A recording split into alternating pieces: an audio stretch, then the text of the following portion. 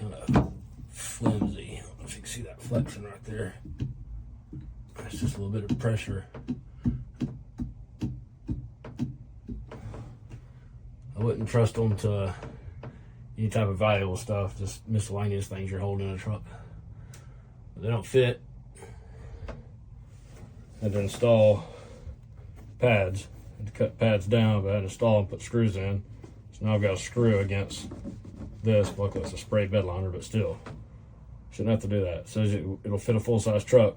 It won't. It might fit the wheel well, won't fit the bed.